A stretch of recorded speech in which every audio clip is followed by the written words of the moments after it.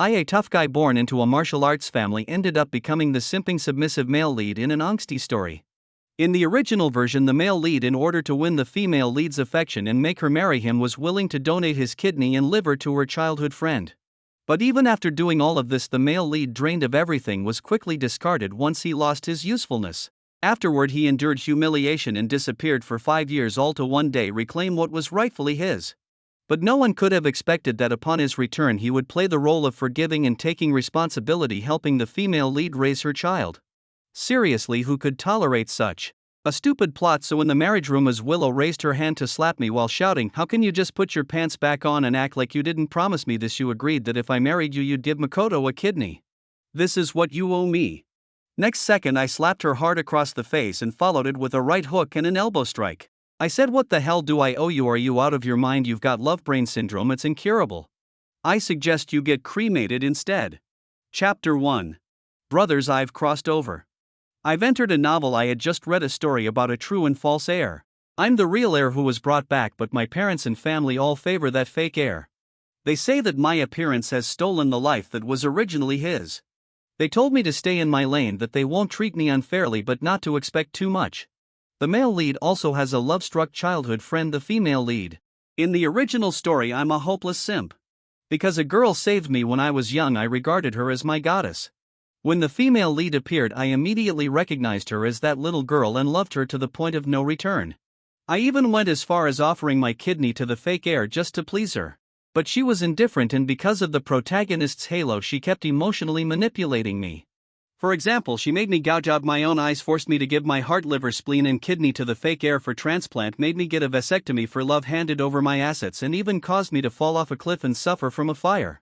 In this angsty story, the law is practically non-existent, and the female lead dominates over the male lead in ways that are borderline abusive, both physically and mentally.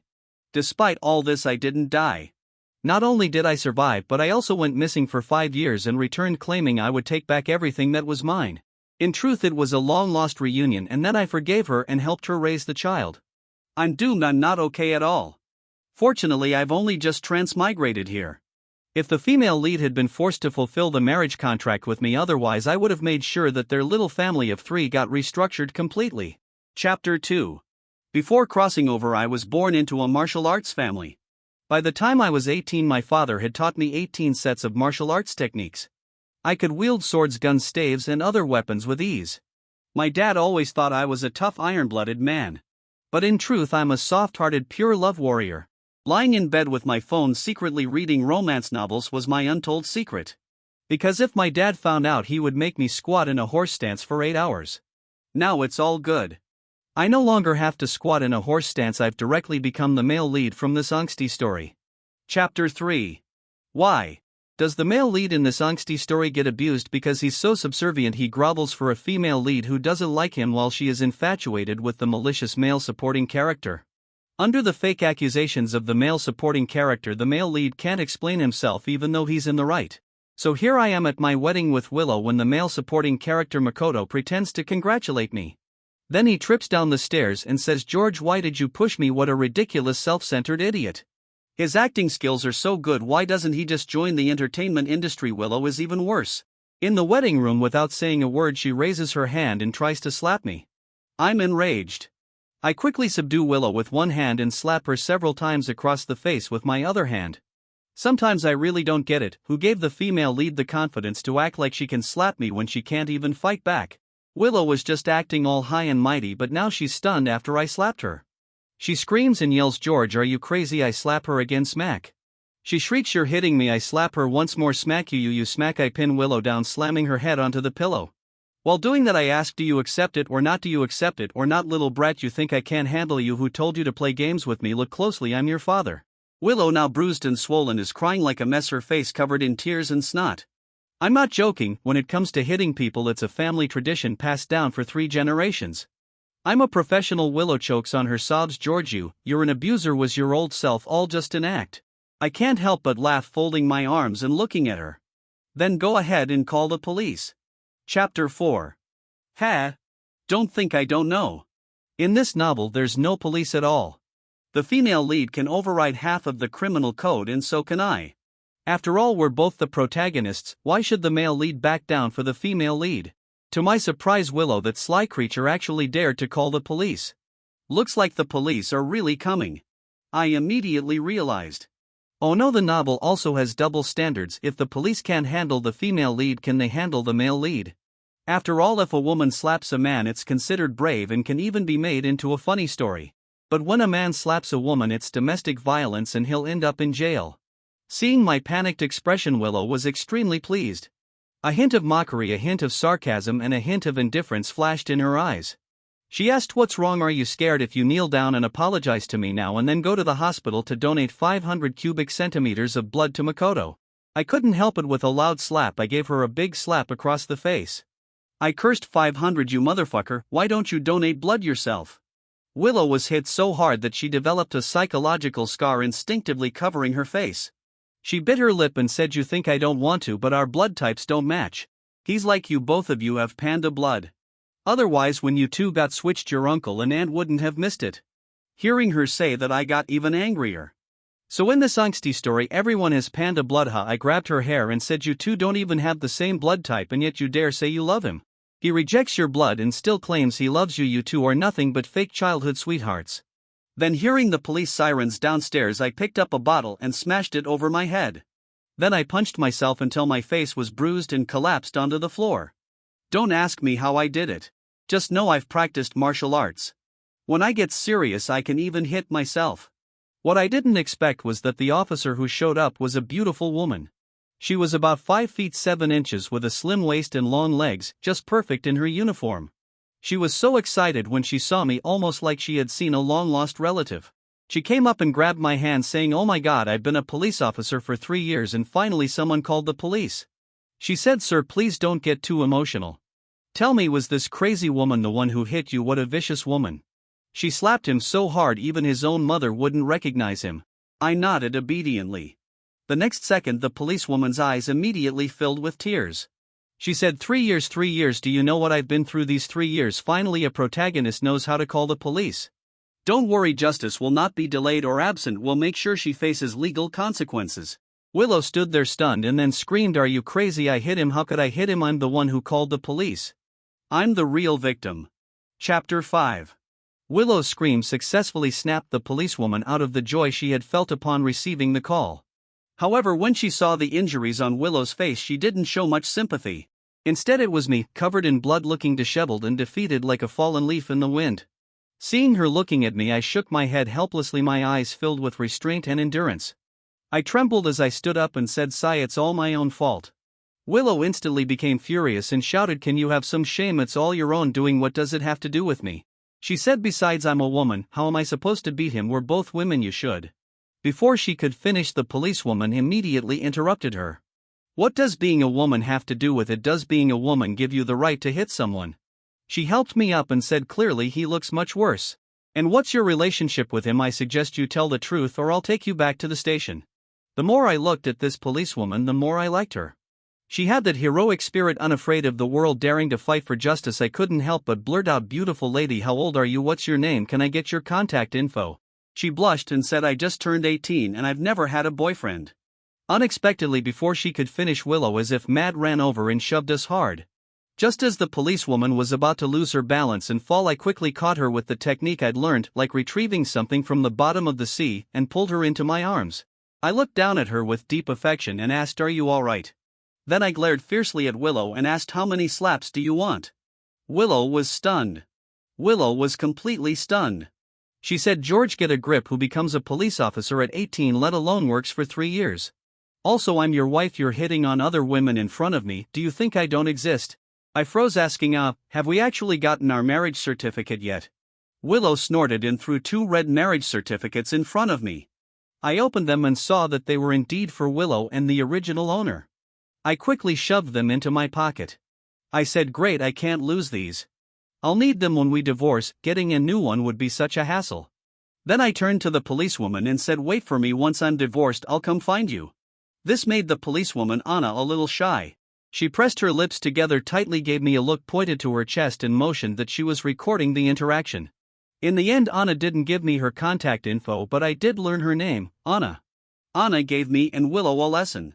Anna said, "How can you hit your husband? Do you know this is domestic violence?"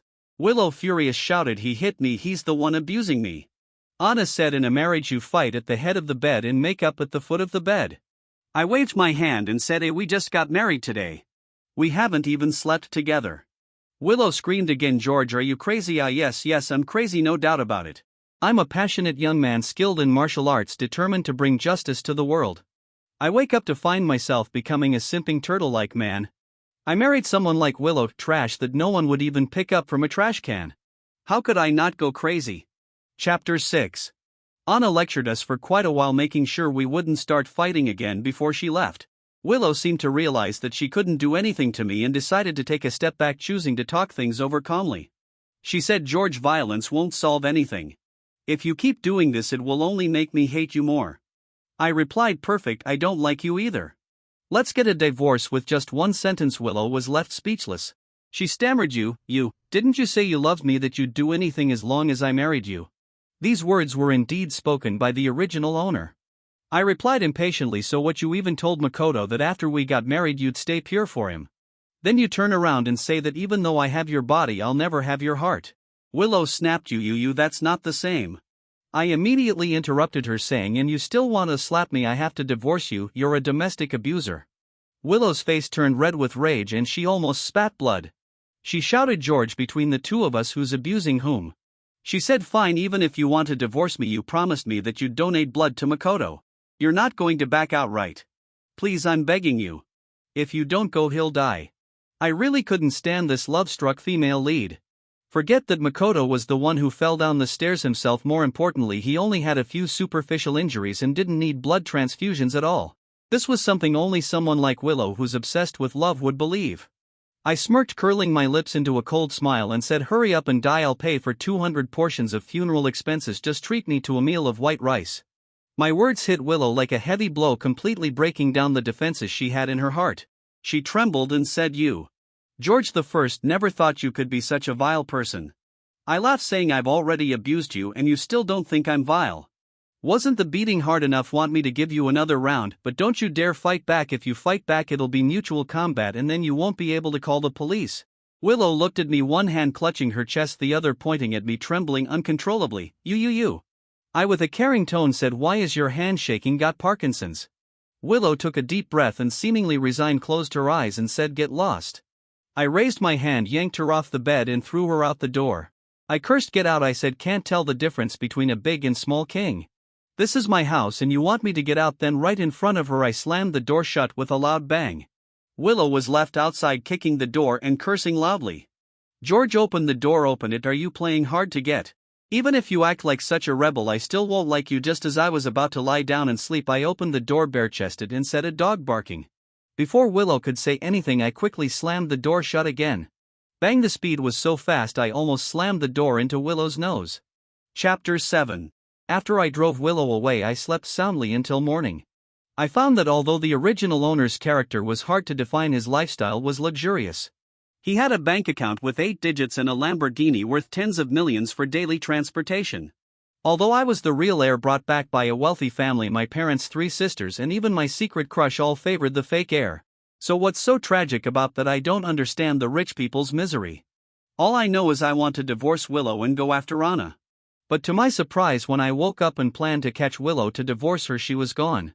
Instead, I was bombarded with missed calls and unread messages. My sisters and my parents were all sending messages as if they'd gone mad. My eldest sister sent, "If anything happens to Makoto, I'll never speak to you again." My second sister sent, "If anything happens to Makoto, I'm not done with you." My third sister sent, "I didn't expect you to be such a vile person. Stay away from me from now on." Sigh, these threats really lack any punch. Ito's mother, however, said something a bit different. "If I had known you were this kind of person, I would have never brought you back. Makoto will always be my son. How dare you hurt him? You'd better come back and apologize to him and beg for his forgiveness." This conversation really makes me question the writer's mental state when they wrote these lines. They were probably vomiting while writing them. Ito's father, as the head of the family, didn't say much. He just said, "Makoto needs a kidney transplant. Donate one of yours to him and I'll give you 100 million. Holy crap, 100 million! I wish I had 32 kidneys so I could donate 30 to Makoto and keep 2 for myself. Unfortunately, I only have 2 kidneys. Damn it, I missed out on 30 billion. I quickly gathered myself and drove back to the Ito family home. I didn't really want to go back there. After all, I had money in my account now and I could go anywhere I wanted. But those people in the Ito family talked too much. Since they were calculating my kidney, I had to give them a taste of their own medicine. I sped all the way home, my car moving like the wind. At that moment, I was really grateful to my martial artist father who had made me get my driver's license when I turned 18. As I pulled up to the door, the family chauffeur looked at me with disdain. He was about to say something, but I tossed the keys into his hand and slapped him across the face. Smack! The household servant, seeing me, wore a gloating expression and said, "Yo, isn't this the second young master? Why are you back alone?" Before she could finish, I slapped her again. Smack! Go to hell, second young master, I'm the only real heir. Along the way, every servant who had bullied the original owner got slapped by me. Some even got 2 slaps. I lost track. In less than 100 meters, I slapped over a dozen people. After they got slapped, they all covered their swollen faces and ran to report to the family. It was quite the spectacle. I thought that since Makoto needed blood tests and a kidney transplant, he should be lying in a hospital bed. But to my surprise, his family was happily eating together at home, including Willow, my newlywed wife. Willow, as the female lead, really has a strong recovery ability. She had her face slapped into a pulp yesterday, but now she had recovered to her charming and radiant appearance. Though there was still a slight cut on the corner of her mouth, giving her the look of a battle-worn beauty. Makoto, who had fallen down the stairs and rolled 18 times, was also fine and laughing with the family. And then there was me, the idiot who slapped myself a few times with half of my face still swollen and showing no signs of recovery. Damn it. Chapter 8. It's great that Makoto was fine. Yeah, Mom and Dad were so worried. Everyone was happy that Makoto had recovered and was discharged from the hospital. But when they saw me, their smiles instantly froze. Willow went completely crazy, shouting, "George, what do you want? I've already come here to hide. Why are you following me?" I laughed out loud and said, "Stop flattering yourself. How would I know you were here? I thought you couldn't take the beating," and ran off in the middle of the night. Since we've met, let's get things over with. I came to get the ID and household registration book. Willow froze for a moment, seemingly not understanding what I was saying. I raised my hand and showed my palm. I said, "Forgot, do you want me to help you remember?" Willow's face instantly turned pale and she asked, You really want to divorce me?" I replied impatiently, "Hurry up, do it quickly. Someone like you with a brain that never developed and a cerebellum that barely works. If I don't dump you, should I keep you around for the holidays?" The Ito family members, hearing this, looked at Willow with curiosity. Makoto Ito furrowed his brows and looked at Willow, asking, "Willow, what is George talking about?" He pointed at me in shock. "Also, did he hit you?" It's understandable that the Ito family didn't believe it, because the original owner was a punching bag and even the household servants didn't take him seriously. I was about to play dumb when the servants who had been slapped earlier charged in. "Sir, madam, the second young master is going too far. We may be servants, but we shouldn't be slapped like this." Before they could finish speaking, I slapped every one of their faces from start to finish. The sound of slapping echoed throughout the spacious Ito family living room. I angrily said, "I told you there's only one young master here. Not some second young master. Do you all have ears or not?" The Ito family members were stunned at first, then they all looked at Willow with sympathetic eyes. Willow immediately felt wrong, knowing that everyone was imagining what happened to her last night. She yelled, "George, you're going too far." But the next second I turned around and slapped her across the face. I said, "Do you think you can control my affairs?" Makoto, seeing his Willow get slapped, immediately stood up to protect her. "George, how can you hit a woman? If you have a problem, take it out on me." Before he could finish his sentence, I slapped him hard. The slap was so strong that it sent Makoto along with his chair tumbling to the ground. My eldest sister immediately went to help him. "Makoto, are you alright?" She raised her hand to slap me angrily, shouting, "George, you're too much." I grabbed her wrist and slapped her back. Smack! My second sister, seeing that the eldest sister was slapped, rushed over to avenge her, shouting, "George, you're going too far." I slapped her back with 2 quick smacks. Smack, smack. My third sister, seeing both her older sisters get involved, didn't want to be left out. I slapped her back with 3 quick smacks. Smack, smack, smack. In just a few minutes, everyone in the Ito family except for Ito's parents and even the family dog had received my slap. One by one their faces were swollen and the victims could have made a circle around the living room. Why was I able to land a slap on every one of their faces while they couldn't react in time? Because one of the techniques my father taught me in the 18 sets of martial arts was the shadowless hand. In all martial arts, speed is invincible. Chapter 9. After witnessing my terrifying combat abilities, everyone in the Ito family was trembling in fear. They lined up in 2 rows in the dining room. I casually grabbed a chair and placed it on the floor with a loud duong. I sat down, crossed my legs, and instantly some people began shaking with fear. I glanced at everyone and sneered, "What are you all standing around for?" The expressions on their faces softened slightly. Before they could even breathe a sigh of relief, I spoke up again. I said, "All of you get on your knees." Ito's mother immediately exploded, rushing over and pointing at me, scolding, "George, have you lost your mind? I'm your mother. You expect me to kneel? Are you out of your mind? Aren't you afraid of being struck by lightning?" I smiled at her and said, "If you don't kneel, how do you know whether or not lightning will strike me? You guys can't even beat me. Maybe if you kneel, the heavens will strike me down instantly." Perhaps what I said was so absurd that many of those who had been slapped earlier couldn't help but laugh, including the family driver. I glared at him and said, "You're laughing? Did I make you so happy you're bubbling snot?" He immediately stopped laughing. The others fell silent. Makoto gritted his teeth and glared at me as if I were the big villain. Forget the as if I am right now. I'm the dark angsty male lead of the story. I'm the crazy over-the-top male lead. When I looked at him, Makoto shivered. Then he walked up to me and suddenly knelt down. He said, "Brother, it's all my fault. I took away your life, I took away your family. You have every right to hate me, to beat me, and to punish me. But you can't treat Dad and Mom and the sisters this way. They're your family." I turned on the big screen in the living room connected to my phone and displayed all the text messages they had sent me. I smiled and said, "Family, look at what you've all been sending me. You all should be ashamed to send this stuff. I'm embarrassed just looking at it. This one. Have you lost your mind? If anything happens to Makoto, I'll never speak to you again. What do you need me to sew your mouth shut? Why the hell would I care if you talk to me? This one. If anything happens to Makoto, we're not done. How are we not done? Come on, show me what you'll do." And this one asking me to donate a kidney to your adopted son for 100 million. You really think this is my biological father? And this one saying I shouldn't have been brought back. Well, why the hell did you give birth to me then? Why is this whole family so full of idiots? A bunch of useless pieces of crap. This is just bad luck. I grew up in a martial arts family. My father is a respected martial arts master and my mother is a university professor, cultured and refined. As their son, I am both talented in the arts and martial disciplines, and I have a filthy mouth. I can't tolerate even a little bit of this nonsense. After everyone in the Ito family saw the messages their family had sent me, their expressions turned ugly. It was as if their social lives had just ended in an instant. When they sent these messages, they thought they were the justice bringers, but now they were embarrassed beyond belief, heads down, covering their faces. I pointed my finger at them, cursing, "You people, you claim to be my family, but you're all turning against me, supporting Makoto, that adopted son of yours. He's useless and you think it's my fault. He gets hurt and you think I caused it. When he farts, you think it smells good. Why don't you eat his poop then?" Willow thought I had gone crazy. She blushed deeply and tried to grab me, saying, "George, stop saying that." I turned around and slapped her. I said, "I'm speaking and you have no right to interrupt."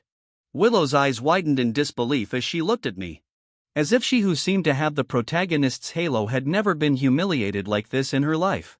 Tears hung at the corner of her eyes, looking pitiful and delicate. She bit her lip and said, "Please stop." She said, "I promise you I will never contact Makoto again. I'll focus on spending my life with you. Is that enough for you?" What the hell is this love brain transfer happening? I didn't understand, but I was horrified.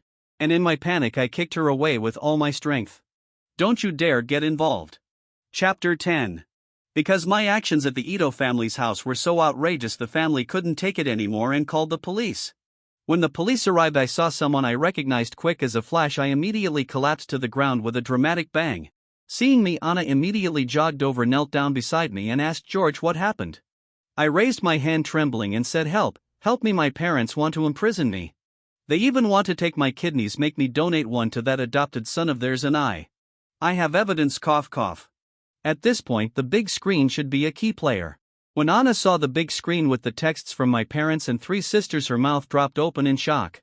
With concern in her eyes, she said to me, "Don't worry, your kidneys will be protected by me." She then stood up and said, "What do you all think you're doing? Forcing a citizen to donate organs is illegal." The house was already surrounded by a dozen or so servants who had been slapped earlier and came to report. With those texts and my state of near death, Anna easily believed that I had been forcibly imprisoned by my family. Willow saw Anna and immediately became furious. She snapped, "Why are you here again? Can you at least see the truth before you speak? We didn't hit him, he hit us. Anna pouted and said, "Can I just say, am I the only one who can be called to the scene in this book?" Willow wouldn't understand that, otherwise she might have some brain cells growing. Anna didn't believe Willow at all. She said, "There are almost 30 of you here and he's one person. How could he possibly beat all of you? Even if it was a group fight, the responsibility is still on you." The Ito family was about to go crazy. Someone said, "Can you look at the injuries on our faces before speaking?" I quickly coughed a few times to grab Anna's attention, then weakly said, "Anna, I didn't do it. My parents and my wife, they all forced me to donate blood and a kidney to Makoto.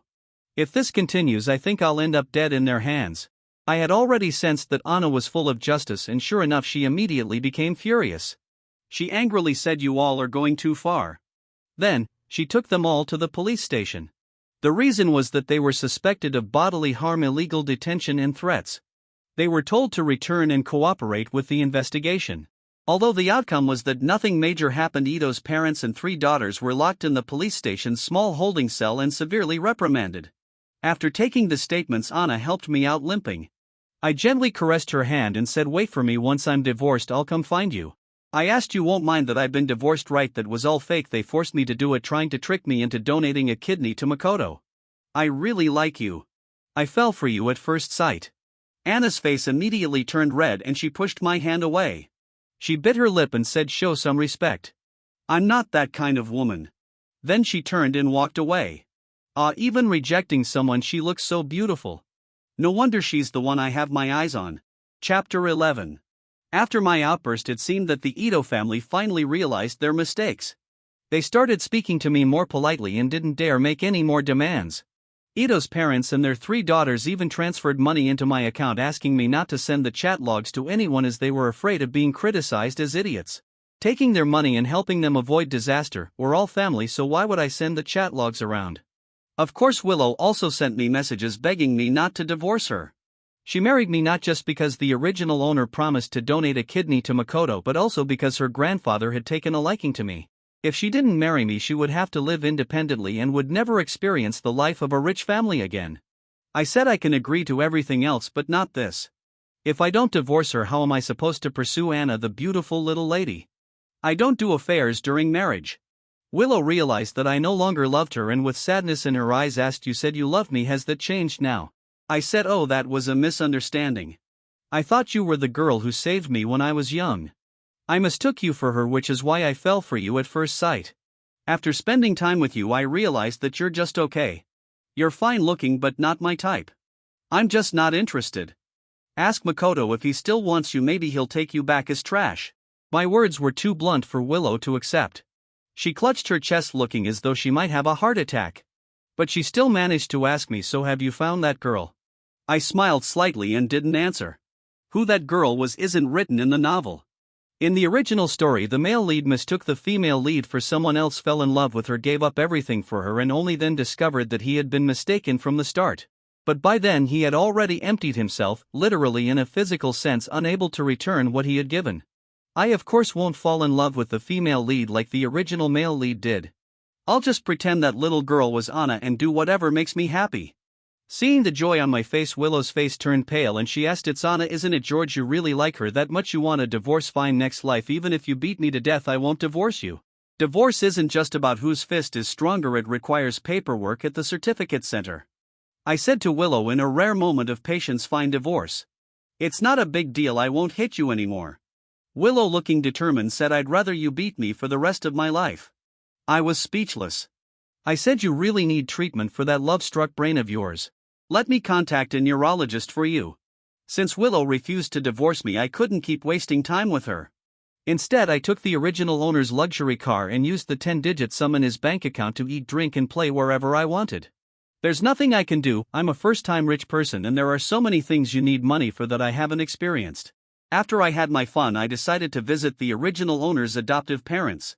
After the original owner and Makoto were switched at birth, he was taken to the countryside to be raised, and only later was he brought back to the Ito family. His adoptive parents were farmers with an older brother and a younger sister living in difficult conditions. Although they didn't provide the best living environment for George, they never treated him unfairly. Makoto, not wanting to live a tough life with his biological parents, caused strife to stay at the Ito family. He sowed discord and created conflicts between George and both his biological and adoptive families. This time I gave George's adoptive parents and his siblings a sum of money as gratitude for raising him. Don't ask me why I'm being so generous. It's simple, money isn't mine, it was given by the Ito family, so let's all enjoy it together. Not only that, but I also donated an asphalt road and a Hope Elementary School to the adoptive parents' hometown. After all, I have so much money and I can't spend it all by myself, let's all spend it together. Chapter 12. During that time I was busy doing charity, donating to schools, hospitals and roads. I always carried a wad of cash in my pocket, and whenever I saw a dog I'd slip it 2 bills. Merit +1 +1 +1 +1. Someone posted about my deeds online, and in the comment sections and bullet comments everyone was shouting, "Father save me, give me 2 bills." They started calling me the wealth dispensing Buddha and dug up the fact that my father was the CEO of the Ito family, my wife was a wealthy heiress, and my 3 sisters were top celebrities in the entertainment industry. I laughed so hard, don't come near me unless you're transferring money into my account. One day I was tossing coins into a wishing well when I suddenly received a call from Willow. I laughed and asked, "What's up, ready for a divorce now?" But to my surprise Willow sounded anxious and said, "George, hurry back, something big has happened." She said it in a hurry and then hung up the phone. I figured I hadn't seen Anna, my little beauty, in over 6 months, so it was time to go back and visit her. I felt a little bad about making Anna wait for my divorce, especially since I hadn't done it in half a year. But I didn't expect that when I got off the plane I was sent straight to the hospital. My heart sank. No way, don't tell me the stupid plot is coming back again. And sure enough it came. Willow, with tears in her eyes, grabbed my sleeve and said, "George, please save Makoto. He's in critical condition and needs a kidney transplant. As long as you donate a kidney to him, I'll do anything you want. Even though you'll lose a kidney, you'll gain all my love for the rest of your life." I was disgusted. I asked, "What do I need that for?" Willow's expression immediately turned awkward. Seeing that Willow's words weren't working, the Ito family came over to try to persuade me. Ito's mother said, "George, please save Makoto. Do you really have the heart to watch him die?" I replied, "Of course, hurry up and die." Ito's father said, "George, don't say that in anger. He's your brother." I responded, "You can't donate blood or organs to direct relatives." The 3 sisters said, "What will it take for you to save Makoto? Think about how we've treated you in the past 6 months. I shrugged and said, "Although you've been nice to me this past half year, for the first half of my life you all humiliated me. You think giving me some money can make up for all the suffering I went through? At least double it." Laughable, trying to moralize me. Too bad I have no morals, I only have merits. Seeing how upset everyone was, I decided to boost my own merits. I cleared my throat and seriously addressed them. I said, "Do you really want to save Makoto? Are you all truly concerned about him?" The Ito family nodded. Although Willow didn't directly nod, I could tell from her eyes that she was concerned. I took a deep breath and said the one thing in this book that I thought was the most ridiculous. I said, "You all know that Makoto and I both have panda blood, right?" Everyone nodded and said hum. I asked, "Then have you ever wondered why I have panda blood?" I grabbed Ito's father by the collar and said, "Because my panda blood is hereditary. Our dad also has panda blood. Not just our dad, my eldest sister, second sister and third sister, they all have panda blood. You all want to save him, so why don't you donate? Dad, donate a kidney to your son Makoto." Chapter 13. When Ito's father heard what I said, he was instantly stunned, as if he had never thought about this issue. He said, "This. I'm afraid I'm not suitable for it. A kidney not only concerns a man's body but also a woman's happiness." Ito's mother was the first to disagree. She said, "How can this work? Your father is so old his body can't handle it." Then she rescued Ito's father from my grasp. I nodded, fully agreeing. I said, "Indeed, my father has sacrificed so much for this family. It would be too hard on him." Then, while Ito's parents sighed in relief, I grabbed the 3 sisters from the Ito family. I said, "Well then, sisters, who's donating?" I said, "You all said we have 5 people with panda blood in the family. You 4 can donate 1 each and we could get 2 sets of kidneys for Makoto. Why does everyone want to pick on me alone? You 3 hurry up, speak up, who's donating?" Willow also looked at them expectantly. However, the people who had been trying to morally blackmail me suddenly became experts at dodging responsibility. The eldest sister said, "That won't work. I've got a drama to film and donating a kidney is really harmful to the body. I'd need a long recovery. I'd have to pay a penalty fee for breach of contract. Don't you want me to have money for charity, right?" I said, "That really won't work." Hearing the eldest sister, the second sister, who had always followed the DINK, dual income no kids, philosophy, immediately said, "George, it's not that I don't want to donate a kidney to Makoto, but I've been trying for a baby with your brother-in-law. You know, childbirth takes a toll on women's health, and right now I really can't afford to damage my body anymore. She added, by the way, your brother-in-law also said yesterday that starting next month he'll double your allowance. He wants you to stop staying in the country and travel abroad for a bit, maybe buy some supplements along the way. I nodded and said, it's important for sister's health, so second sister can't donate. I turned to the third sister with a look that clearly said, you're next. The third sister instantly got weak in the knees and resigned herself to the situation. She trembled and said, no, I'm afraid of pain. I faint at the sight of blood. Ito's mother quickly ran over to comfort her, hugging her. She said, yes, your third sister has always been weak. You know that. I looked helplessly at the whole family and said, so there's no discussion then? Then I turned to Willow and said, look, it's not just me refusing to donate blood and a kidney to him. They won't do it either. Since no one is willing, let's just leave Makoto to fate, shall we? My words were like a beam of light illuminating the dark corridor outside the hospital room. It seemed that everyone was redeemed by what I said. They instantly let go of their guilt and started coming up with excuses. Ito's father sighed and said, Makoto is truly unfortunate. Who would have thought he'd get such a disease at such a young age? The eldest sister said, even if we donated a kidney to him, there's a high chance of rejection. I heard the survival rate in the first year is very low. The second sister replied, yeah, rather than going through all that trouble and still not saving him, it's better to be kind to him now and let him leave happily. The third sister quietly said, it's not like there's no hope. Maybe he'll find a matching kidney source. In just a few words they found their escape route. Only Willow stood there stunned. She said, are you all really not going to care about him? He's so young and you're really just going to watch him die? He's your family, isn't he? Willow tried to moralize and emotionally blackmail the Ito family, but the Ito family had no morals either. Ito's father sighed and said, Makoto isn't my biological son after all. The eldest sister said, he's been able to live a good life in our family for so many years, and that's already his blessing from his past life. The second sister said, it's not that we don't want to donate, but we're all weak. We can't handle losing a kidney. The third sister nodded and said, yeah, we can't sacrifice our family's happiness just for him. I couldn't help but clap. Clap, clap, clap. Mom, dad, sisters, you all are absolutely right. Helping others is good, but you have to know your limits. Take care of yourselves first, and if you have extra energy, then help others. Makoto is so understanding, he surely won't force you, right? The Ito family at this moment all stood on my side, speaking in unison, right? Chapter 14. Willow saw our entire family finally united, breathing from the same nostril, and her face showed nothing but disappointment. You all. She dragged her heavy footsteps into Makoto's hospital room. Makoto still didn't know that he had been abandoned by the entire family. He was still calculating his next move. He smiled and asked Willow, is George back? Did he agree to donate a kidney to me? He promised, once I'm better I'll take you to all the places we once wanted to go together. Willow, heartbroken, threw herself into his arms and choked out, it's okay, Makoto. Even if the whole world abandons you, I won't. I will save you. I took out my phone and snapped a few pictures of them. I said, hey Willow, hold up a second, we're not even divorced yet. I said that, but I quickly sent the photos to her family's group chat, tagging her grandfather manually. I said, old man, look at this. I told you before, the person Willow loves is Makoto. Please approve our divorce. To my surprise, Willow's grandfather immediately sent a long voice message.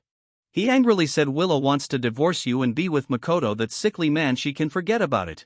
George, don't worry, even if I have to tie Willow up, I'll make sure she comes back to you. I was speechless at this. Thank you, old man. No wonder in the original story the female lead and male lead kept getting dragged back and forth, suffering over and over again. It turns out Willow's grandfather is the real MVP here. But I don't want this blessing. I said, old man, I think this really isn't necessary. To be honest, I'm not really that fond of your granddaughter. Before I could finish, Willow rushed over and snatched my phone away. She shrieked, what are you saying to my grandfather and my parents? George, are you satisfied with what you've done to Makoto? I was about to explain, but seeing Willow's arrogant expression made me furious. Without thinking, I slapped her across the face and grabbed my phone back. I said, it's been half a year and your guts have grown. You're daring enough to steal my phone now. I'm telling your grandfather I want him to approve our divorce and let you two be together. Don't waste my time while I look for my second spring. Willow, holding her face and with teary eyes, stubbornly said, you want to divorce me and go after that honor, right? Don't even dream about it, you two adulterers. Before she could finish, I slapped her a few more times across the face. I cursed, adulterers, that's how you're using the term. Then I showed her the photos on my phone. Who's having an affair? Who's the adulterer? You don't know that, do you? Alright, stop whining, bring your documents tomorrow morning and divorce me right away, or I'll post these photos online. Oh, and by the way, I won't give you a single cent of the assets. You know what's yours, and if you keep pushing I'll make sure you won't have it easy. After all, I'm the wealth dispensing Buddha now, and there are many places I need to spend money. I don't get it. Why is divorce such a difficult task? In this angsty story, Willow, forced to go home and explain things to her family, showed them the bruises from where I hit her, claiming I was abusing her. Her family quickly agreed to let her divorce me. After all, she's a wealthy heiress, and getting slapped around all the time is just unacceptable. We went to the marriage certificate office, and within half an hour we had our divorce papers. Chapter 15. As I walked out the door, I waved the divorce certificate at Willow and said, "Goodbye, ex-wife." Willow clenched her fists, looking at me with a face full of unwillingness. She said, "George, you'll regret this." I laughed and replied, "I'll regret it. Regret that I ever married you in the first place, though that marriage was originally with the previous owner. Thinking about it still made me feel unlucky. To shake off that bad luck that night, I invited Anna to go have some barbecue and rid myself of the bad vibes. I said, "Hey, I got the divorce certificate, how about a date tonight?" To my surprise, Anna refused me. She replied, "I'm busy, not interested." "How about we just book a hotel room?" A woman rejecting me. "Wait, what did she say?" I replied, "Alright, I'll wait for you." From that point on, I now single spent my time generously donating money not just to charity but also sponsoring people, making investments, buying property and more. Whenever Anna was free, I'd take her out on dates. Over time, not only did I not spend much of the money, but I found I was getting even wealthier. I even made it onto the billionaire rankings. As for Willow and Makoto, I didn't bother to inquire. One day I was planning to meet Anna for a movie. I drove into the parking garage, and as soon as I got out of the car I was blinded by a car's headlights. Next thing I heard was the deafening sound of an engine, and a car came straight at me.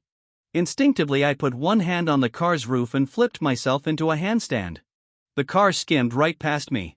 Seeing it miss me, the car made an extreme turn and came charging at me again. With my skills, I've won countless competitions since I was a kid and was unbeatable by the time I was 18. Could I not dodge a car? With one backflip I landed on top of another car. I avoided the car, but my Lamborghini didn't. It was smashed. Because I moved so quickly, the driver didn't react in time. He crashed into the car, and both the driver and the car were left dazed. As the airbags deployed, the driver was stuck in the driver's seat, coughing and looking at me injured. I jumped off the car and walked over to him. "Oh, you're finished? My car is expensive." The man looked furious, his forehead wrinkled, and he seemed like a thug. Seeing me unharmed while he was badly hurt, he tried to reach out to hit me. I grabbed his wrist and twisted it, dislocating it. He screamed in pain and immediately stopped being aggressive. I said, "My car is worth over 10 million. How are you going to compensate me?" He cursed, "I'll pay your mom." I snapped his dislocated wrist back into place with a quick motion. He screamed again, his face filled with misery as he looked at me. "Big brother, I can't afford it." I looked at the man's car, worth only a few $100,000, and realized he couldn't afford to pay. If I had money, why would I need to hire a hitman? I asked him, "Who sent you to kill me? Don't say it wasn't intentional. The garage has security cameras. You can't escape." The man hesitated for a moment before saying, "It's not that I don't want to say, it's just..." Seeing him hesitate, I made a move as if I was going to twist his wrist again. He broke into a cold sweat and quickly said, I'll tell you. It was your ex-wife, Willow." "Willow?" I cursed. "How dare she?" After investigating, I found that Makoto was running out of time and still hadn't found a matching kidney. Was she planning to hire someone to crash into me, then forge a donation contract to transplant my kidney into Makoto? As expected of a protagonist who's basically operating just shy of the criminal code, seriously criminal. At this rate, my future's looking more and more prosecutable. Chapter 16. Faced with this situation, I of course called the police immediately. Hiring a hitman and attempting to steal organs is a serious crime, and Willow was quickly arrested. The Liu family tried to get me to write a letter of forgiveness to reduce Willow's sentence, but I refused. They then threatened me, saying they would bankrupt the Ito family business. I installed surveillance cameras, recorded the audio, and made a public announcement. Now Willow's attempt to hire a hitman and her threat against the victim couldn't be hidden. The Liu family's reputation plummeted, and even Liu's stock value took a massive dive. The Ito family hadn't gone bankrupt yet, but the Liu family was already on the verge of collapse. Though I wasn't hurt in the assassination attempt, Willow, due to her knowledge of the law, her severe crime, and her poor attitude toward admitting guilt, was sentenced to 10 years in prison. As for Makoto, he couldn't get my kidney, and after waiting for a matching donor that never came, he didn't live much longer. His biological parents didn't blame me, but they asked to take his ashes back to their hometown for burial, which I agreed to. 10 years later, when Willow was released from prison and went to visit Makoto's grave, the grass on Makoto's tombstone had grown over 2 meters high. As for me, I had already crossed over the night Makoto died. Because of my countless good deeds and boundless merits, I crossed over back to the original world. Yes, I fucking crossed over back. It was just as I was confessing to Anna and she agreed to be my girlfriend. We were about to kiss when it happened. Oh, you ask how I knew the rest of the plot if I had already crossed over? Because I crossed over into a book I had read in real life. After I came back, I immediately went to check the ending. To my surprise, the plot of the book had changed and it had turned into everything I had done. Because slapping people was so satisfying, the book even made it to the bestseller list. Everyone said the book started like a typical angsty story, but then the male lead completely changed and went on a killing spree. The whole story went from low to crazy in no time. The author who had originally written the angsty story said, anyone who wants to write an angsty story, let them. I'll only write feel-good stories from now on, no more angsty stories. When I saw this, I couldn't help but tear up. Well, you all had fun, but what about me, my Anna, my beautiful little lady? I still haven't kissed you. My father, seeing me cry, asked, son, what's wrong? Did a donkey kick you in the head? Ha, I used to miss him, but I shouldn't have returned to this house. I said, can't you see I'm heartbroken? My father asked, who are you heartbroken over, a wooden stake or a punching bag? I wasn't angry, he's my real father. Just as I was sobbing uncontrollably and my father was laughing mockingly, the gate to our yard suddenly opened. A tall, strikingly beautiful woman walked in. She smiled gently and asked, excuse me, is this Mr. Wang's house? My name is Anna. I'd like to learn some self-defense techniques. Is there still space here for me? I looked at her and I couldn't believe it. This was my girlfriend from the novel. How did I see her here? Am I dreaming? I rubbed my eyes hard and she was still standing there. I immediately went over and invited her in. I said, is this the place, Anna? Right from now on I'll be your senior, you'll be my junior. What would you like to learn? Your senior knows it all. Hey junior, what do you think about a relationship between disciples? I led Anna to the backyard, leaving my father behind with a confused expression. And so a new chapter for Anna and I had just begun.